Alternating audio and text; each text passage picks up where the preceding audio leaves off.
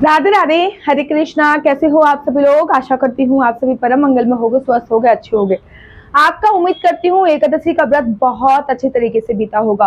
द्वादशी पे सबसे ज्यादा पूछे जाने वाला क्वेश्चन आज के बारे में उसी के लिए चर्चा करते थे। क्या द्वादशी पे 2 समय भोजन कर सकते हैं या फिर द्वादशी पे हम दिन में सो सकते हैं? ये क्वेश्चन मुझसे इतनी ज्यादा बार पूछा जाता है, इतनी ज्यादा बार पूछा जाता है कि मुझे लगा एक शॉर्ट वीडियो बनाकर मैं आप लोगों को बता दूं। सबसे पहले तो अगर आपने व्रत रखा है एकादशी का तो आपको दसवीं तिथि के नियम भी लागू करने हैं, आपको द्वादशी तिथि के भी नियम भी लागू करने हैं और आपको एकादशी तिथि के नियम भी लागू करने हैं। द्वादशी तिथि के नियम सबसे पहले बता देती हूँ क्या क्या होते हैं। जैसे कि पृथ्वी शयन करना होता है आपको रात को, संपूर्ण ब्रह्मचर्य का पालन करना होता है। द्वादशी तिथि पे किसी भी प्रकार की कोई काम वासना क्रीड़ा को अंजाम नहीं देना होता। द्वादशी तिथि पर बहुत महत्वपूर्ण बात, लहसुन, प्याज, मांस, मदरा, मसूर की दाल, मूली, गाजर, बैगन, सोयाबीन, इनका सेवन नहीं करना होता है। याद रखिए, ना तो सुबह इनका सेवन करना होता है, ना तो शाम को इनका सेवन होता है। द्वादशी तिथि पर किसी भी प्रकार से आपको बाहर आउटिंग के लिए अगर आप जा रहे हो तो कोशिश कीजिए कि वहां पे जो लहसुन प्याज का खाना है उनको अवॉइड करें। द्वादशी तिथि पर मसूर की दाल का सेवन भी शास्त्रों में वर्जित बताया गया है।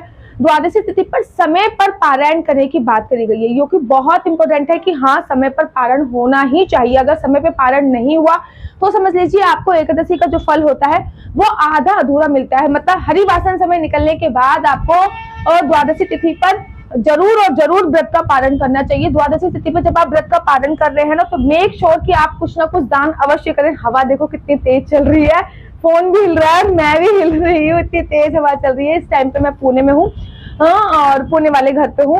मतलब आप कहोगे दीदी कभी पुणे वाले घर पे, कभी वृंदावन वाले घर पे, ऐसा चलता रहता है। कभी मैं पुणे वाले घर पे होती हूँ, कभी वृंदावन वाले घर पे, कभी दिल्ली में और कभी अपने ससुराल हसनपुर वाले घर में भी होती है। तो चलो इन बातों को छोड़ते हैं, आगे बात करते हैं। समय पे आपको व्रत का पालन करना है। पालन करने से पहले आपको सबसे पहले अपने बाल गोपाल लड्डू गोपाल को स्नान कराना है। लड्डू गोपाल को स्नान कराने के बाद उस चन्यामिष से आपको व्रत का पालन करना होता है। पहले किसी और को खाना खिलाना होता है, फिर खुद खाना होता है। जैसे कि ब्राह्मण को हो गया, कभी किसी गरीब को होगा। द्वादशी तिथि पर ही हमको दान करना चाहिए। द्वादशी तिथि पर चावल खाना बहुत जरूरी होता है। चावल आप पारायण के समय खाएं तो बहुत सर्वोत्तम होता है। वैसे तो बेसिकली मैं द्वादशी तिथि पर खिचड़ी खीर अवश्य और अवश्य बनाती हूँ। लड्डू गोपाल को भी इसका भोग लगाती हूँ और खुद भी खाती हूँ। तो चलो अब बात आते हैं द्वादशी तिथि पर क्या कितने बार भोजन कर सकते हैं। देखिए, द्वादशी तिथि पर सुबह सुबह हमने व्रत का पालन किया तो मैं हमेशा चावल बना लेती हूँ। तो चावल खा के ही मैं व्रत का पालन करती हूँ। चाहे तो वो मैं बिरयानी बना लूँ, जो वेज बिरयानी होती है, बिना लहसुन प्याज, बिना सोयाबीन के, जिसको नमकीन पुलाव भी बोलते हैं, उसको दही के साथ खा के हम व्रत का पालन कर लेते हैं। पहले तो भगवान के चरणों का चरणामृत पी लेते हैं, उसके बाद फिर वो खा के हम व्रत का पालन कर लेते हैं। फिर पूरे दिन और उसके साथ साथ में थोड़ी सी चावल की खीर भी बना लेती हूँ, जो लड्डू गोपाल को देने के बाद हम उनके वो भी खा लेते हैं। द्वादशी तिथि पर ऐसा नहीं है कि बार बार आप भोजन कर रहे हो, एक बार खाया फिर दोबारा खाया फिर तो नहीं, एक बार में आपको जब आप व्रत का पालन कर रहे हो ना, तो आप सब कुछ ले लीजिए। थोड़े से चावल ले लीजिए, थोड़ी सी खीर ले लीजिए, पोहा बनाया है तो पोहा ले लीजिए। भगवान के चरणों का चरणामृत पी के व्रत का पालन किया, फिर आपने चावल खाए, उससे आपने व्रत का संपूर्ण पालन किया। अब आपको पूरे दिन में जो खाना है, पूरे दिन अब आप क्या खाओगे? पूरे दिन में अब आप फ्रूट्स खा सकते हो, चाय पी सकते हो, दूध पी सकते हो।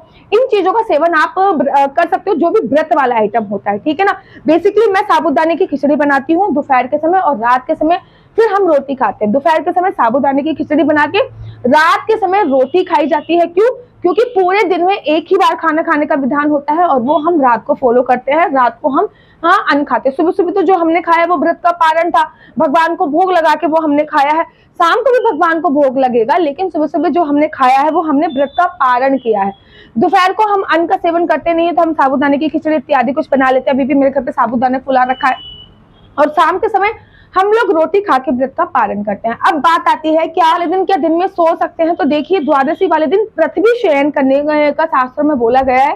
द्वादशी पे दिन में सो सकते हैं, क्योंकि द्वादशी पे दिन में सो सकते हैं क्योंकि द्वादशी पे हमारा किसी भी प्रकार का कोई व्रत नहीं होता, लेकिन आपको पृथ्वी पर शयन करना होता है। याद रखिए, कोई कोई से महीने ऐसे होते हैं जिनमें दिन में सोने की मनाही होती है। जैसे कि जेठ के महीने में 15 मिनट दिन में आराम कर सकते हैं, सावन के महीने में दिन में सोने की मनाही होती है। ऐसे कौन कौन से महीने होते हैं जिनमें दिन में सोने की मनाही होती है, वो समय आप देख लीजिए। उसके बाद अगर आपको द्वादशी पे दिन में नींद आ रही है तो आप सो सकते हैं, क्योंकि बात यह है एकादशी पे पूरी रात आप लोग जगते हैं, जागरण करते हैं। कल एकादशी पे पूरी रात हम लोग जगे, हम लोगों ने जागरण किया, तो ऑब्वियसली बात है कि नींद तो आएगी आएगी। तो अच्छे से घर का काम वाम फिनिश करके लड्डू गोपाल को, दोपहर के समय लड्डू गोपाल को भी सुलाइए और आप भी सोइए। लेकिन लड्डू गोपाल के उठने से पहले आपको उठ जाना है, उनके पास पानी वानी इत्यादि चीजें रखकर आपको सोनी है। और अगर आप लोग अपनी कुंडली मुझसे दिखवाना चाहते हैं तो नीचे मेरा नंबर दिया हुआ है, आप लोग अपने डेट ऑफ बर्थ के माध्यम से मुझसे कुंडली दिखवाना चाहते हैं तो मुझे व्हाट्सअप कीजिए। केवल कुछ नहीं भेजने, केवल अपनी डेट ऑफ बर्थ और टाइम भेजना होता है। अगर टाइम भी ना पता तो प्लेस भेजना होता है, अगर प्लेस भी नहीं पता तो डेट ऑफ बर्थ भेजनी होती है। इसके माध्यम से आप अपना होने वाला फ्यूचर जान सकते हैं। आपके बच्चे आगे क्या लेंगे, आपके बच्चों की गवर्नमेंट जॉब लगेगी कि नहीं लगेगी, आगे बच्चों को कौन सी साइड दिलानी चाहिए, कौन सा ग्रह कमजोर है, ये सभी जानकारी आप मेरे को कुंडली के माध्यम से प्राप्त कर सकते हैं। अगर आपको मेरी वीडियो अच्छी लगती है तो आप अपना यूट्यूब चैनल हरि बोल को लाइक से सब्सक्राइब करना बिल्कुल भी मत भूलिए। तब तक के लिए मुझे दीजिए इजाजत। राधे राधे, हरे कृष्णा, हरि।